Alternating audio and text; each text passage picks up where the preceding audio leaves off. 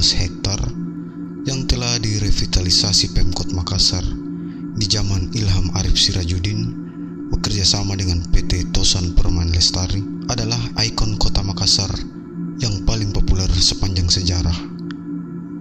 Di situ pula terdapat 7 makam misterius yang muncul sejak abad ke-10 sebelum kerajaan Goa dan Talo terbentuk. Sampai sekarang tetap terpelihara dan diziarahi banyak orang.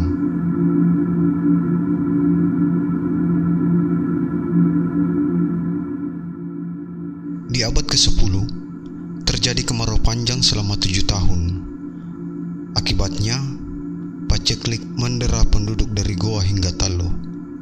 Kekacauan pun terjadi sepanjang kemarau.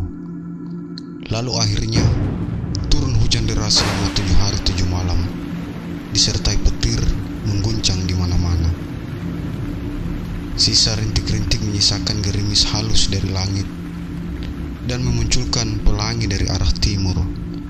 Karibosi sekejap menjadi kering, lalu keajaiban pun terjadi. Tiba-tiba di situ muncul 7 gundukan tanah dalam posisi berjejer dari arah selatan ke utara, menyebarkan bau bunga yang harum. Baunya terasa dari jenis bunga pandan. Sejumlah penduduk di sekitar tempat itu terperangah dan kaget. Selanjutnya, dari 7 gundukan tanah masing-masing muncul 1 orang yang memakai gaun berwarna kuning keemasan, serta ke-6 lainnya. Namun ke-7 orang tersebut hanya nampak sesaat, lalu menghilang entah kemana. Penduduk yang menyaksikan menjadi semakin kaget, takjub, antara percaya dan tidak percaya atas apa yang mereka baru saja saksikan. Tak ada yang tahu asal-muasal ke-7 orang yang muncul dari 7 gundukan tanah itu. Namun masyarakat percaya ke-7 orang itu adalah Tumanurung atau semacam dewa dalam mitologis Bugis Makassar yang dikirim oleh Tuhan untuk memperbaiki negeri mereka. 7 orang tersebut yang kemudian mereka sebut dengan nama Tujua adalah sebagai Karaeng Angerang Bosi atau Tuan yang membawa hujan. Dan dari situlah masyarakat waktu itu terinspirasi dan memberi nama Kandro Bosi atas hamparan persawahan itu. Kandro berarti anugerah dari Tuhan dan Bosi berarti hujan, atau bisa juga bermakna kelimpahan. Hujan yang turun waktu itu adalah limpahan anugerah Tuhan.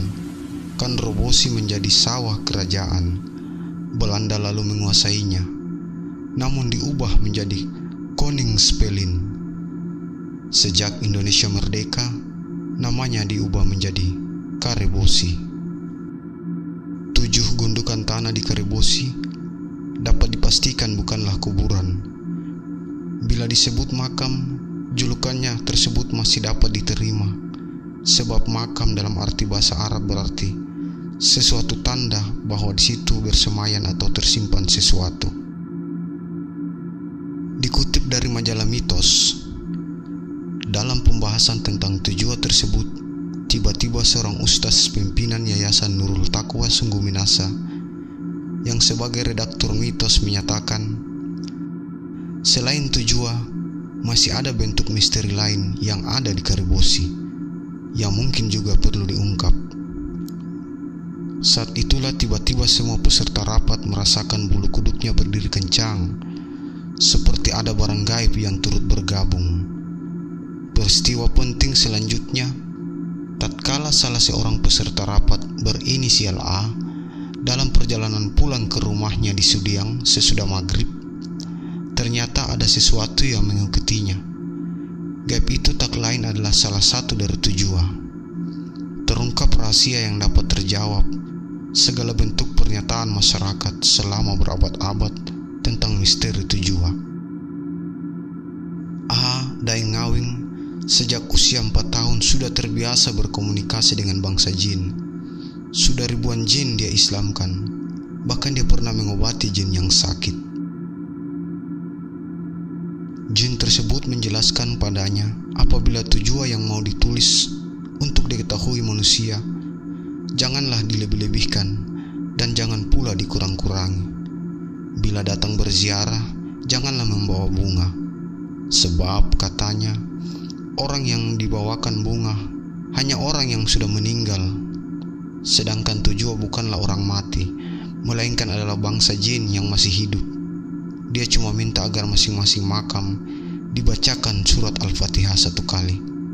Itu sudah cukup. Tim redaksi Mitos akhirnya berziarah ke makam Tujuh Karibosi pada Jumat 10 April 2009. Dari hasil komunikasi lebih mendalam melalui meditasi tim gaib Mitos, diperoleh keterangan dari Karaeng Tuma Bicaraya bahwa Tujuh sebenar-benarnya adalah jenis makhluk halus dari bangsa jin. Gaib artinya sesuatu yang ada tapi tidak terlihat oleh manusia, sebagaimana diketahui di dalam Al-Quran bahwa Tuhan menciptakan jin dan manusia di muka bumi ini. Namun, manusia dan jin seringkali bekerja sama untuk satu kepentingan tertentu. Ini sudah berlangsung sejak dulu, dan sampai sekarang, di zaman teknologi canggih ini, kerjasama antara jin dan manusia bahkan semakin intens.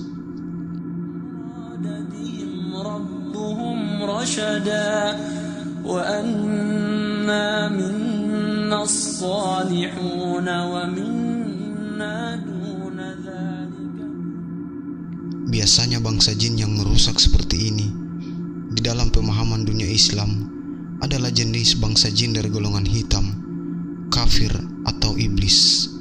Sementara Tujuh di Karibosi, mereka termasuk bangsa jin dari golongan putih.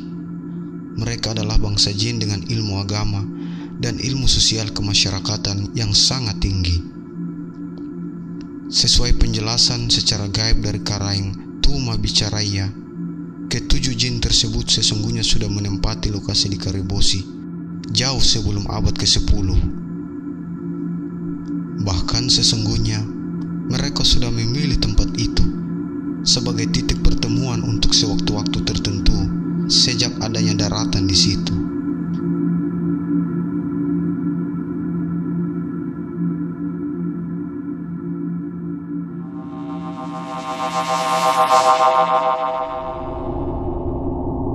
Berikut ini nama-namanya sesuai urutan letak makam dari selatan ke utara. Karaeng Tuma Belaya atau berkuasa sampai ke Australia. Sesuai keterangan yang diperoleh dari Karaeng Tuma Bicaraya, adalah pemimpin tertinggi di antara Tujuh. Karaeng Tuma Belaya adalah raja jin yang memiliki wilayah kekuasaan dalam dunia gaib di Asia Tenggara sampai ke benua Australia. Dalam setiap pergerakannya, dia selalu dikawal oleh puluhan ribu pasukan pengawal.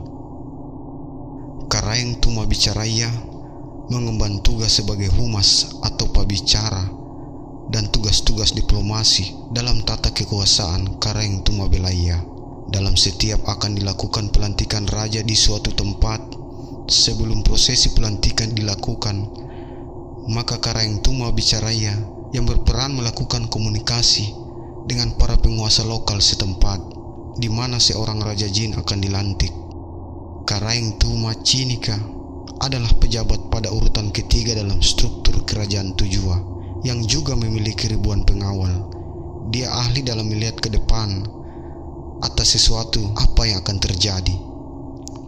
Selain keahliannya yang dapat mengetahui sesuatu yang belum terjadi, dia juga memiliki keahlian yang dapat melihat langsung suatu kejadian di tempat lain meskipun jaraknya sangat jauh. Karaeng Bainea adalah satu-satunya petinggi di kerajaan Tujuh dengan posisi di urutan keempat. Ribuan pengawal yang umumnya jin wanita yang selalu mengawalnya kemana-mana. Karaeng Tuni Palagaya adalah petinggi kerajaan Tujuh yang duduk pada urutan kelima, yang senantiasa beraktivitas dengan ribuan pengawalnya. Tugas yang diembannya adalah sebagai penyangga kekuatan kerajaan dan bagi para petinggi kerajaan. Karaeng tu apa rumbu papeka. Dia bertugas untuk mensejahterakan rakyat bangsa jin ada dalam wilayah kerajaan Tujua. Yang terakhir, Karaeng Angerang Bosia adalah petinggi kerajaan Tujua yang menempati posisi ketujuh, yang juga memiliki ribuan pasukan pengawal. Hujan deras yang tumpah selama 7 hari 7 malam yang mendahului kemunculannya adalah salah satu karya besarnya.